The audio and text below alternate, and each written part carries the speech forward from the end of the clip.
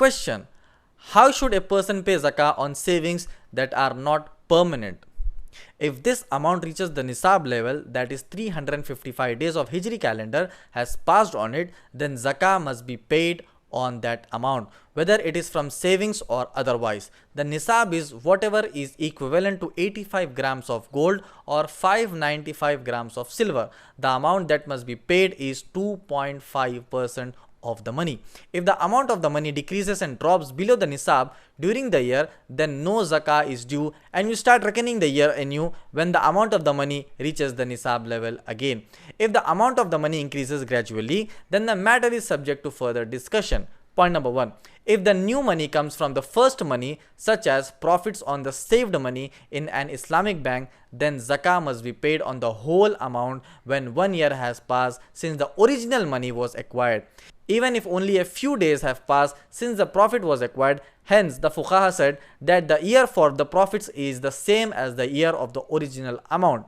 Point number 2. If the extra money does not stem from the original and is separate money, such as money that a person saves from his salary, then the basic principle is that a separate year should be calculated from each amount of the money. It is not necessary for this new money to reach the nisab level, because the nisab has already been reached by the first amount of the money. Based on this, then whatever you have saved during the Ramadan, you should pay zakah on the following Ramadan, and whatever you save in Shawwal, you should pay zakah on it following Shawwal, and so on. Undoubtedly, it is difficult for a person to make a separate accounts for the savings of each month and to pay zakah on every amount he saves when 1 year has passed on it. Hence, it is easier for him to pay zakah on all his savings during the year when 1 year has passed since the money first reached the nisab level.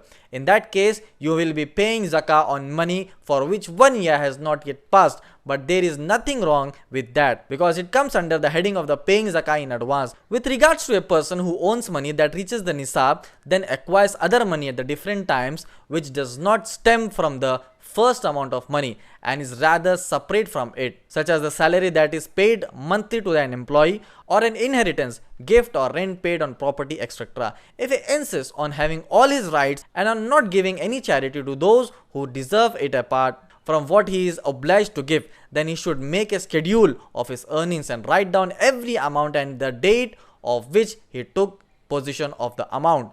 Then he should pay zakah for each amount separately when 1 year has passed from the date on which he took the possession of it. But if he wants an easier method and wants to be more generous and give precedence to the poor and others who are entitled to zakah over himself, then he can pay zakah on all money he possesses when 1 year has passed from the date when his wealth first reached the nisab.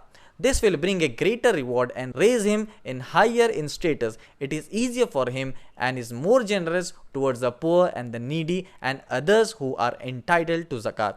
Whatever extra amount he may pay will be regarded as down payment on the zakah for any wealth for which 1 year has not yet passed. Fatwa Lajna Daima. Jazakallah khair, wallahu alam.